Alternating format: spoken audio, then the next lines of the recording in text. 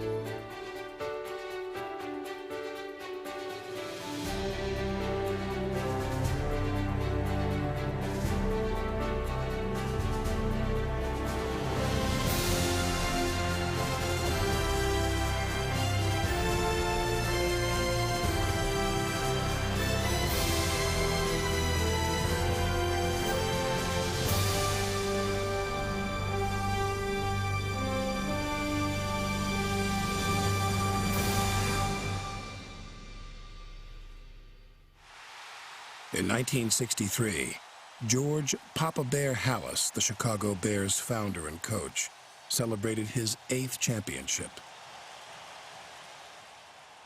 Halas retired as head coach in 1968, and for decades the Bears were losers. But fortunes began to change when Halas received a letter. Well, the letter basically said that, I'm not ready. I said, but in time I will be ready. I'd like to have an opportunity to come back and be the head coach of the Bears. That letter was from Mike Ditka, the former Bears tight end, who had played 6 years for Halas. Ditka spent the next 13 seasons in Dallas, playing, then coaching under legendary Tom Landry. By 1982, Ditka was ready to be a head coach, and Halas needed one. When you sat around with Coach Halas, you didn't talk, you listened. So he said, here's what I want to do. He did ask me a question, though. He says, what's your philosophy? And I said, Coach, who you I said, my philosophy is the same as yours, to kick the other team's ass. Ditka got his dream job, but Halas was more pleased with his choice than the team was. Wait a minute. My Ditka, this guy's crazy. We don't want this guy. I mean, you got to see this guy. When he's chewing gum, he's choking players, throwing chairs. We don't want this guy. This is bad news. Discontent wouldn't last for long. Neither would many on the current roster. He said, men, we're going to separate the men from the boys. We're going to find out who really wants to play this game and who does not. I've already looked at the film. All of you are not going to be here. I wish I could say, welcome, everybody. But he said, I want you to know this. We're going to work. We're going to run. We're going to fight. And when it's all said and done, if you walk with me, if you believe in me, in 3 years, we'll go to the dance. And I thought to myself right then, I said, you know what? That's the guy we need. That's the guy we're looking for. Cut. Defensive coordinator Buddy Ryan had been there for 5 years. He thought the Bears already had the right man. The problem was that Buddy thought he should have been the guy that was hired, not me. So that always was a problem with him. It wasn't a problem with me because I was fulfilling a lifetime ambition. And if he happened to get in the way, then he had to get out of the way. That's all there was, because we weren't waiting for him or anybody else to do what we were going to do. Ryan and Ditka did agree that men with strong wills are vital. The epitome of that kind of player was undersized linebacker Mike Singletary. He'd become a 10-time Pro Bowler. Quarterback Jim McMahon had set 71 passing records at BYU. But many thought he was too fragile to last in the NFL. He was also half blind. My brothers and I were playing Cowboys and Indians. We didn't have PlayStation and all that back in the day. And had a gun holster on, and we got done playing, and I couldn't get the damn thing off. It had a knot right down by my knee. So I was fiddling with the knot, couldn't get it out, so I went and got a fork, and I was sitting there and trying to undo that knot with that fork, and it slipped. And I had two prongs go into my eye and all the way into my head, and he did a hell of a job just to save the eye. But you know, my vision is still not. I don't see out of it. I don't really use it much. It's usually closed because of the light. It's very light sensitive. In 1983, George Halas died. A year later, an injury sidelined McMahon for much of the season. Still, the Bears fought their way to the NFC Championship.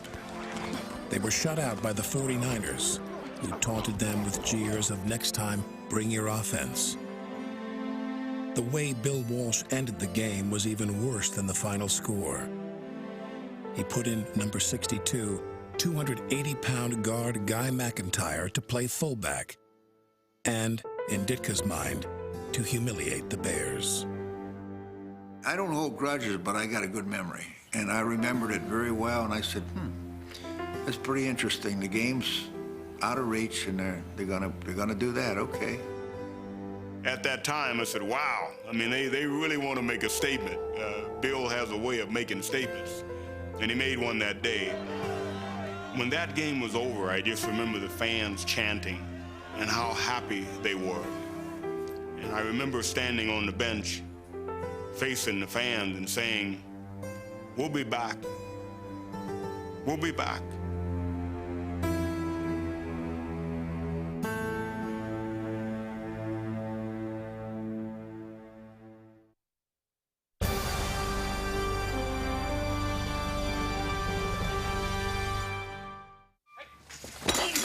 In 1985, after 10 punishing seasons, running back Walter Payton was still in superb shape. The Bears' first-round pick, defensive tackle William the Refrigerator Perry, was not. He was quite round. I remember that.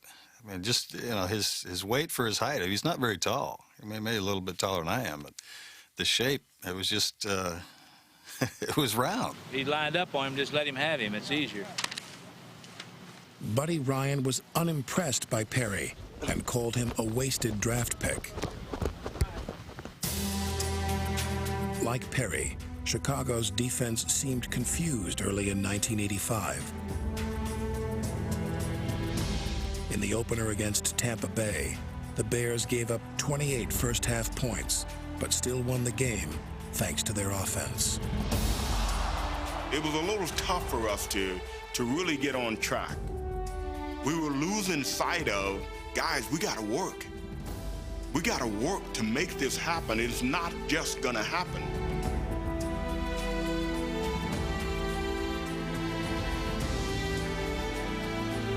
Even though the defense struggled in the first 5 games, Chicago won them all despite trailing at halftime in 3 of them. They won because of the many skills of Walter Payton and Jim McMahon.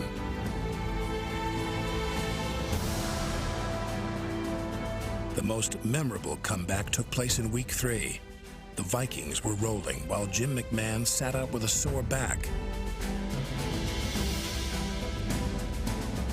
The more the Bears fell behind, the better his back felt. I said, Mike, if you need me, you know, I can play. Oh, you're not playing yet. So. Oh, put me in. Come on, I'm okay. I said, Jim, you haven't practiced one down. You haven't thrown a ball all week. I was cussing at him, but I said, you're up, Mike. We're going to lose this. And the guy was driving me nuts. I mean, he absolutely driving me nuts. Come on. So finally, you know, I'm such a genius, I put him in. And Jim McMahon is on, the quarterback for the Chicago Bears.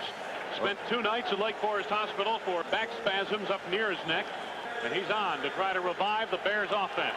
Had a few painkillers in me, and I was a little wobbly. I almost fell right on my face as I got the snap. They got a blitz on. The only reason the play gets off, the only reason it gets off, is Payton gets a piece of 2 guys. He blocks one and gets a piece of the second one.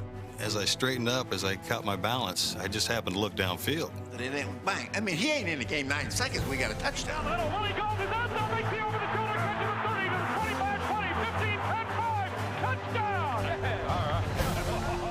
came off the field, and Mike started yelling, "What did you call?" You know, I said, "Hey, I called the screen pass."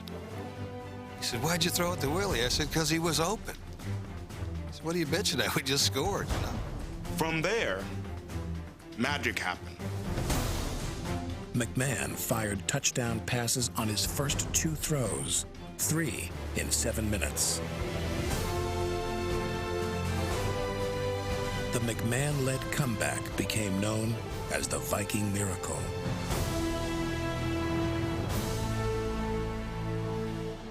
He's that ace that you have. You don't know what it's going to be, that wild card that you have. That's what he is, because you know it's going to be good. You just don't know what it's going to be. The Bears thought they were getting a milk-drinking Mormon until the day McMahon arrived to sign his contract. They still make a stink about me getting out of the limo with a beer in my hand. But, you know, I was 22 years old. I'd just taken a 3.5-hour flight. I was a little thirsty, so I had a beer, big deal. Outrageousness.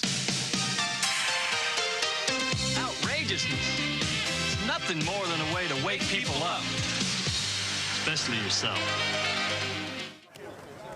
They called him the punky QB and Mad Mac, but on the field, he was decisive and shrewd. McMahon often changed the plays that were sent in. It led to easy touchdowns and stern lectures from Mike Ditka. But McMahon never backed down, never hesitated to run, and never slid feet first. By 1985, it was no longer his head coach he was banging heads with. That's just something we started doing, and it was fun. You know, you're all keyed up after a score anyway. You know, and I wanted to hit somebody, so I started hitting my guys. They kind of liked it too, I think. The Bears were 5-0. Next up, a return trip to San Francisco, site of their playoff loss the year before.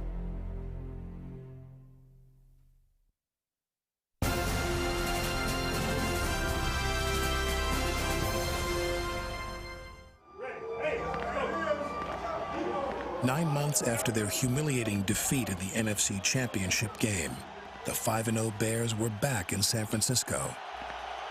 That was payback time for that. That was when the Bears said, "Okay, you know, we're gonna either put up or shut up. That's all."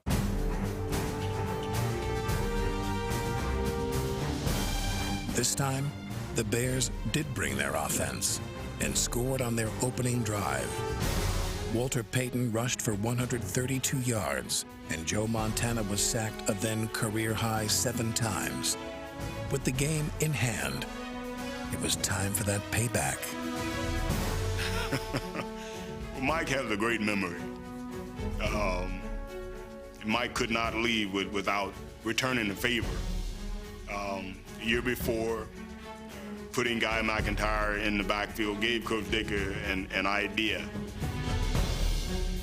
The fridge hadn't cracked the starting defensive lineup yet, so Ditka decided to plug in his huge appliance somewhere else.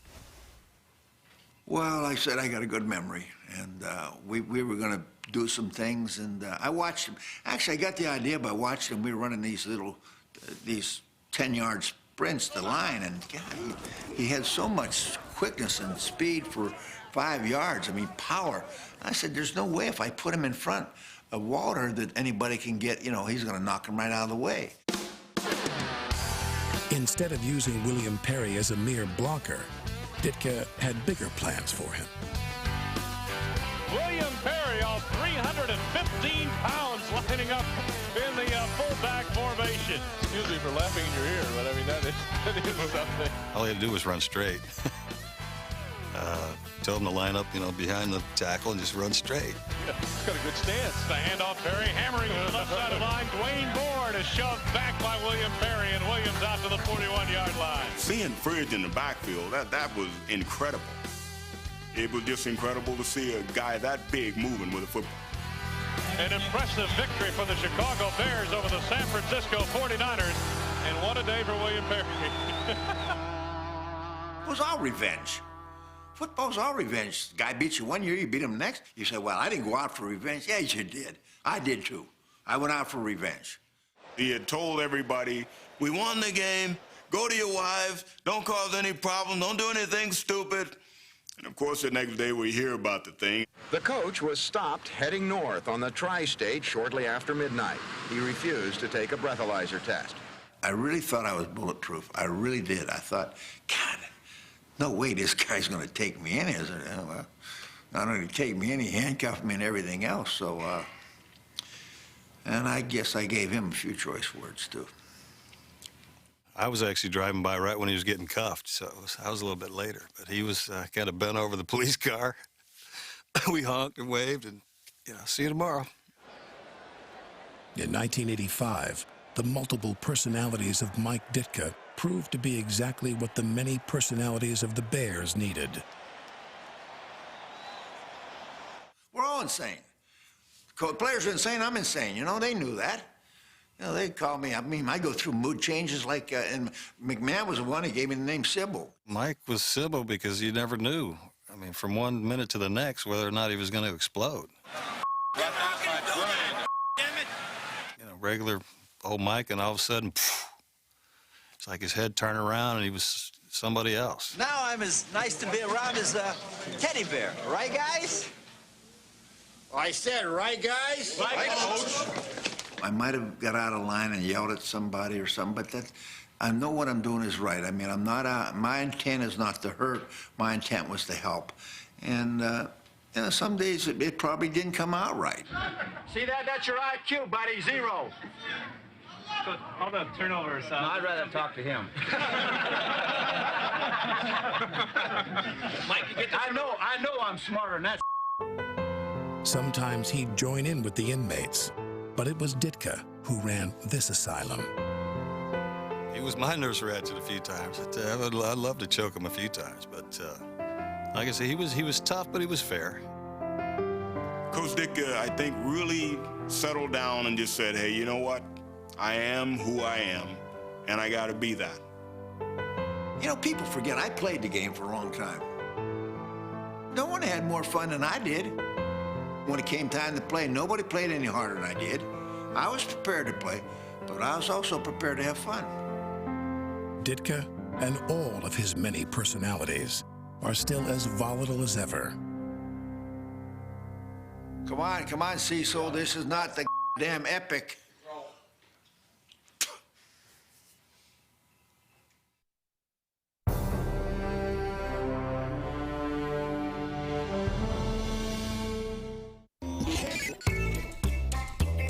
William Perry's offensive debut in San Francisco was just the beginning. A week later, on Monday night, he was introduced to the entire world. First and goal inside the Green Bay 1 for the Bears. Hand off to Perry. Crushes the right side. Touchdown! The sounds that it made when he hit guys was just, you just hear it, the boom, and then they hear you go, oh. The legend continues. William Perry on a 1-yard touchdown run. You knew after that play that something had been born. And we had no idea how big it was going to be. The refrigerator. Sports writers dubbed him the galloping roast and the best use of fat since the invention of bacon. Hot dogs, milkshakes, french fries, $1. All for refrigerator, stand up and holler. Perry's biggest cheerleader was the man who had created him in the first place. It became an obsession with me to find ways to use Fridge. I wanted to use him as a receiver and a thrower and a blocker and a runner and everything. So, and the team had fun with it. He can throw the football. Mike Ditka and his 8-0 Bears were enjoying the sweet smell of success. In Week 9, they faced the Packers, this time in Green Bay. Before the game, the Packers created a far different odor in the visitors' locker room. They opened my locker, and there's a big bag of horse manure in there, and... Nice walking in the locker room that early in the morning and smelling that. You know, what the hell, and I showed the team. Yeah, it stunk up the whole locker room. And I said, this is what they think of us. And we went out and kicked their ass again. Not surprisingly, it was Chicago's real ball carrier, Walter Payton, who was the star of the game. In 1985, the Bears took care of the serious business of winning and had fun at the same time. McMahon fakes the hand, fires the right side. You know, you had Coach Ditka and the thing that he was dealing with. You had Fridge, you had McMahon. It was on. It was controlled chaos every day. The Bears were now celebrities. Everybody loved them. The phones were ringing off the hook. Well, it was very much like a high-pitched or a high squeaky voice. Well, Coach Ditka, you know, I'm Yolanda and I'm waiting down at the motel for you. Will you come down and see me tonight? And this went on for about a week. And of course, I never went. See, people always thought I went. I never went. That was the big thing. So one day I'm out on a practice field and I'm standing basically like this watching, and I hear a voice behind me says, "Oh, Coach Ditka, you look so cute. Will you meet me at the hotel?" It's Walter. I think we were just a group of guys that came together at a point in time that really loved the game and really loved each other. We had so much passion for the game and so much pride in what we did. In Week 11 in Dallas, the Bears played more passionately than ever. It was the student versus the teacher. Tom Landry always understood that Coach Ditka respected him. We wanted to play as hard and as physical as we possibly could, but we wanted to do it with class. I mean, they were America's team. It changed in a big way that day. White backpedals underneath his crossbar, fires the right side of the ball, tipped in the air by Hampton, picked up by Dick, spin to the end zone, touchdown!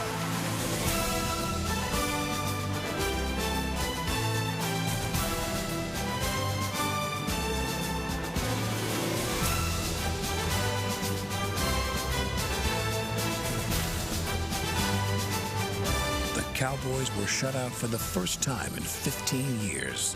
It was the worst loss in franchise history. And back to Phil Hugable, that's given away to hurry over the middle, intercepted by Richardson, 35-30 down the right side of the 20, 15, 10-5. Touchdown, Mike Richardson of the Chicago Bears. Their offense could do nothing against our defense. Nothing. You know, I had to tell Buddy call off the dogs, but they have a right to have fun. And Buddy just tell, hey, you know, you, I run the defense, get out of here. The Bears did ease up, but by then it was too late. When it was over, the student was just as crushed as his teacher. I never felt worse in my life when he came up and said, "You guys are good." And you know, I said, "Coach, I'm sorry." He said, "You guys are good." That's all he said. The Bears were division champions. At 11-0, they were undefeated, led by a defense that was unblockable.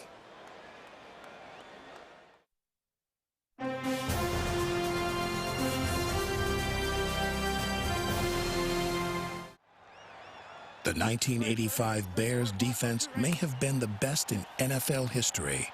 The big hits and its renowned reputation echo to this day.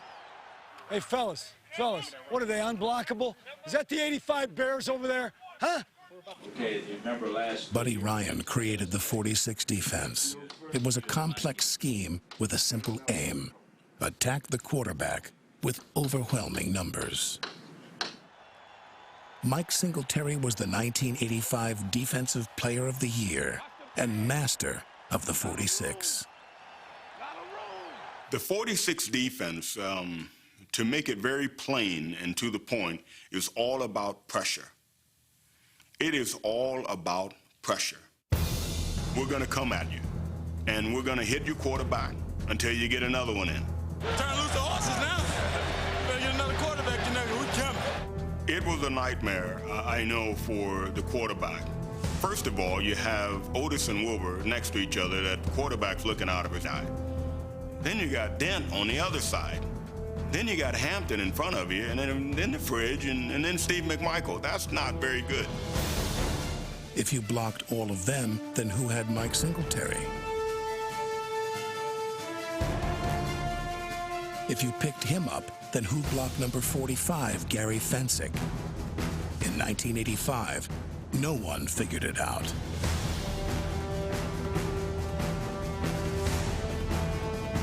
We're going to keep coming, and we're going to keep you guessing, and we're going to keep you thinking. We're not ducking and dodging. We're going to have fun, because the 46 defense was as physical and as nasty as you want to get.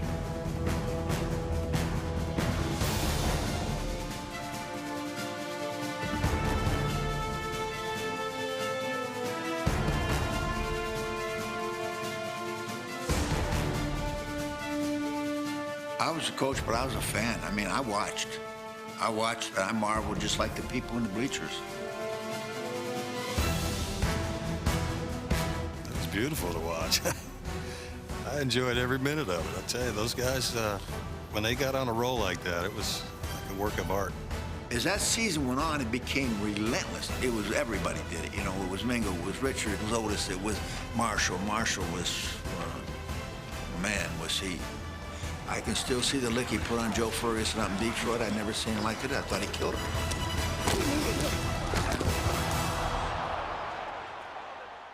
I'm looking at Wilbur and I'm looking at Otis, and those guys are just barking. Mike, man, I'm gonna kill him. Wilbur, I'm gonna get there first. Dent was saying, no, I'm getting there first. And it was going on, and Hampton was saying, no, I'm getting there first. And I'm looking at these guys, and I'm saying, wait. The guy is bleeding. The guy is bleeding at the mouth. The guy is bleeding at the nose. You don't have to kill the guy. We don't care. He's the quarterback. We're going to get him. That's what we do. In a 3-game stretch in November, the Bears' defense scored more points than it gave up. The fridge soared to new heights, and with McMahon sidelined, Walter Payton carried them, rushing for 100 yards in a record 9 straight games. Chicago was 12-0 and headed for a Monday night showdown in Miami. The Dolphins were determined to end the Bears' streak and preserve the honor of their undefeated 72 team. Well, needless to say, there was something different about that game. And there were some things happened that night that were really strange. I mean, balls ricocheting off guys' heads and flying in the receiver's hands, and you couldn't buy a break. It was like a nightmare when something is happening and you're in the middle of it and you're thinking, this can't be happening. Please let this be a dream. In their previous 6 games, the Bears had allowed just 29 total points. The Dolphins had 31 by halftime. Coach Ditka comes in and says, hey, you guys better make something happen over there. And, of course, Buddy had his words to say to Coach Ditka about, hey, I'm doing this over here. I'm handling this over here. I think I said, put that damn nickel in it and quit being so damn stubborn and stuff like that. And then we almost got in a fight, that's all. And there might have been a swing or two. I didn't see it, so. But there was a lot of yelling in the back room. Pushing, shoving, players jumped in the way of it, and that was about it. And, yeah, I haven't gotten a Christmas card from him since.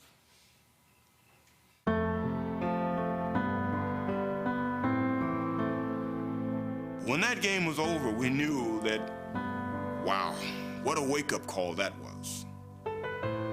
No longer were we going to be undefeated, but we still had a chance to achieve our dream. We came back together with a renewed focus, and we kept that focus all the way to the Super Bowl.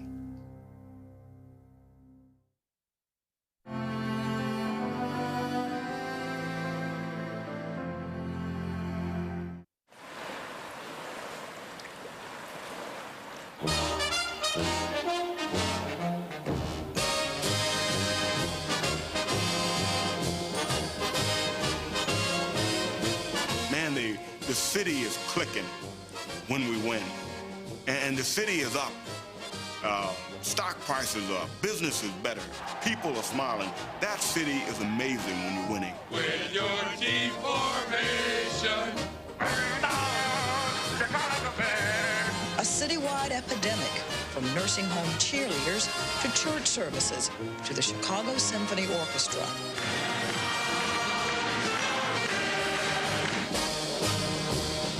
People were, hey, man, you guys keep it up. This is great. You guys are going all the way. You know, those types of things. That's what happens in Chicago.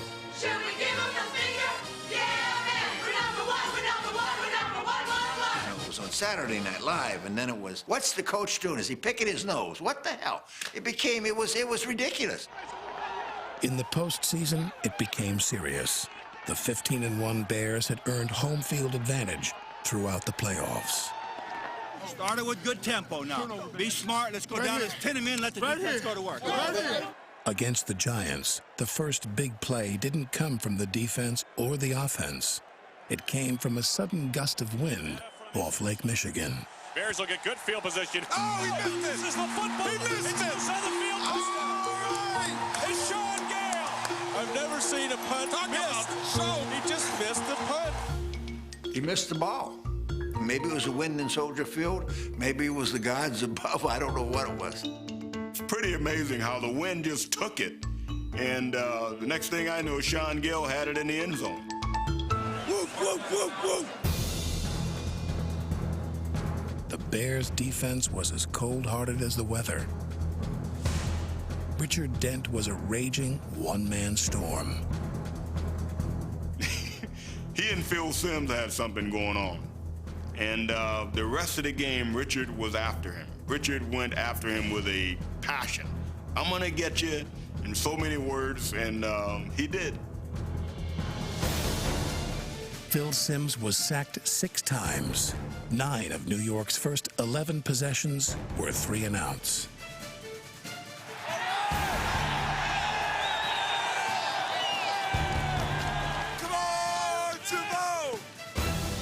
Shotgun formation for the Bears. The snap to McMahon. He popped fly to the right side of the end zone for McMahon. Touchdown! Great catch for the touchdown! Great catch! McMahon back to throw. Pitches to the right side. McMahon. He's got a fine time! The Bears won 21-0. They were 1 win away from the Super Bowl. This is not the end of the road. I mean, there's work to be done. There's miles to go. That's the way the poem goes. We've got a little way to go yet. The NFC Championship game would be waged in the cold by polar opposites. Well, I told the team, I said, they're the Smiths. They live out there in California. They're the rich people. They have all this Hollywood stuff. I said, we're the Grabowskis. We're the working class. I said, we're the guys that take the lunch bucket to work. You know, the wives make the sandwiches. We come home. You know, and I said, we said it's going to be that. It's going to be them against us in that manner. Why don't they put a dome over this place? One thing, kick ass, let everything hang out.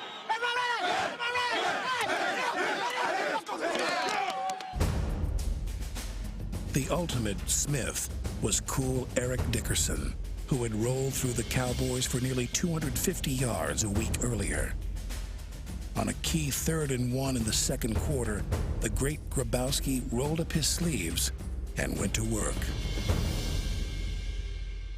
I knew the gap that they wanted to run in. And I also knew that I had to go full speed and hit that gap right away, or he was going to lean forward and get the first down. The play that I had anticipated happened, and I knew, here it is. Dickerson, the tail backhand off Dickerson. He's hit by Singletary. At the line of scrimmage. Mike Singletary, he read it beautifully. I mean, he just hit him just perfectly. Caught him where he didn't have any way to get away, and that changed everything. Ryan's 46 defense held Dickerson to 46 yards. Dickerson also fumbled twice, and Chicago became the only team in NFL history to record back-to-back shutouts in the playoffs.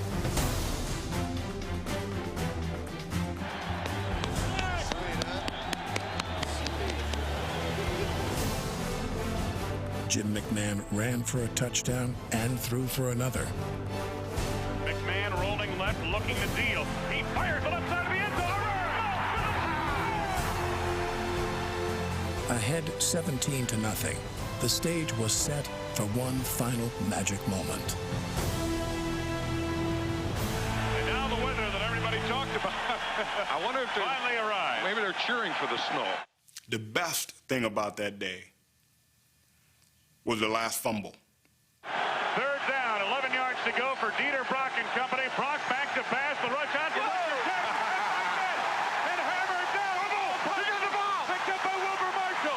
Marshall running across the goal. 30, 20. He'll go all the way. 15, 5, touchdown. What a goal. Oh, man. What a way to end. Oh.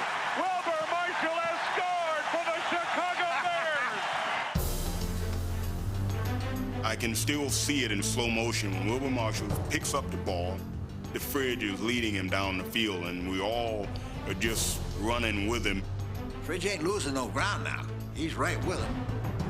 You can't write a script for this, you know, just the way it all ended. Not to get theatrical, but I mean, how better can you write a script here for crying out loud? When the snow starts coming down and the fans went absolutely crazy.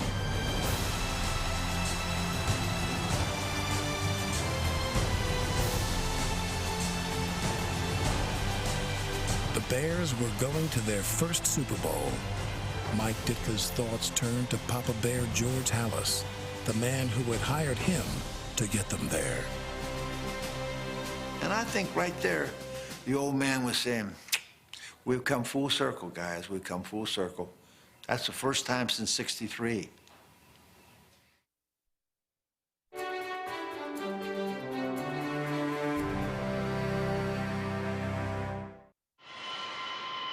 The Fridge wasn't the biggest news story circulating around Bourbon Street at Super Bowl 20. It was Jim McMahon's rear end that he had bruised in the win over the Rams. Well, all week, all we were talking about is my ass. So, you know, how's your ass? How's your ass? How this helicopter kept buzzing the field, you know. And, you know, we're doing these toe touches. I figured, what the hell? You want to see my ass? I'll show you my ass. So I just dropped trow and let him see the mosaic I had back there. Wasn't a big deal. I was just letting them know where it hurt. You know, I tell you what he did. He deflected a lot of the attention to himself down there and took it off the team. The focus was then on Buddy Ryan, who was leaving to become the Eagles' head coach. On Super Bowl Eve, he bid a tearful goodbye to his players. After Buddy said, "You'll always be my heroes," and he walked out, Steve McMichael got up immediately and got the chair and threw it through the blackboard. And it broke my heart. It really did, because I love Buddy. When Super Bowl Sunday finally arrived, Mike Singletary thought about the coach who was leaving and the head coach who had made good on his promise. And all I could think about was 3 years ago, this man walked in the room and said, "If you just stand with me, if you just believe in me, we'll be at the dance in 3 years." And here we were. There was never a doubt in my mind that we were going to win that game. It was just a matter of how many points. One of the most dominant defenses ever saved its best for last. The snap to Grogan, the blitz is on, over the left side he goes. Those guys, they did look like a bunch of mad dogs in that game. I mean, it looked like they almost were, that they had a contest to see who got to the quarterback more. MVP Richard Dent led a history-making defense that had 7 sacks and allowed just 7 rushing yards. In the third quarter, the Patriots had minus yards.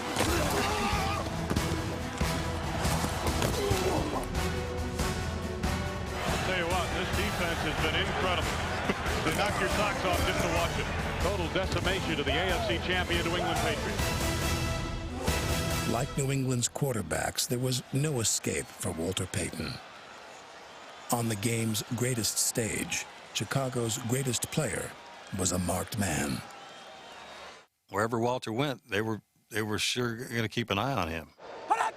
And that was their focus, which they did a nice job, but they forgot about everybody else.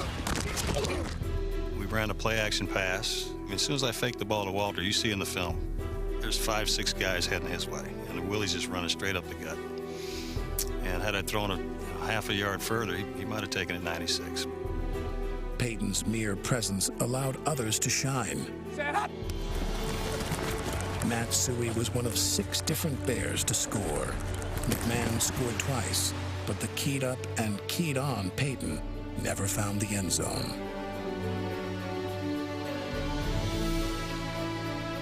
I didn't even think about who was scoring. I could have cared less. But if I would have known what it meant to Walter, of course, I would have given it to him 8 times in a row. Wouldn't have mattered. But my mind wasn't going that way. Should have been going that way? Probably, but it wasn't. So, you know, you fault me. That's the biggest regret I had. Eventually, even Peyton, along with thousands of Frozen fans back in Chicago, fixed their gaze on the fridge. He just grabbed everything. It was kind of almost a toss to him because I got tired of getting my arm yanked out of socket. First and goal from the 1-yard line. Hand off to the Yes, William Perry has scored on a 1-yard touchdown run in the Super Bowl. It was coming together with a group of men, and we did it. I'm a world champion. I'm the best there is. From the start of the season, the Bears won in their own unique way. At the end, it was no different. They carried off not 1, but 2 coaches. I'll be happy to say that I didn't carry either one off. I love them both. And no, I'm not gonna do that. No, you know what? I'm gonna walk in between them, and we're gonna walk all the way to the locker room. While Ditka and Ryan were carried off separately, both will always walk side by side in history. How many Super Bowls did I win after Buddy left? Now, how many did he win after he left me? None. So maybe we were better together than we were apart. 500,000 braved a minus 25-degree wind chill to celebrate.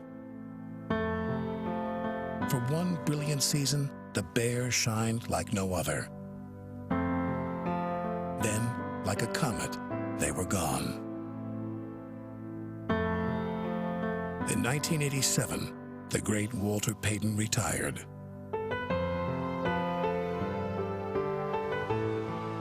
He was there for the 10th anniversary. After his death in 1999, Payton was remembered at their 20th.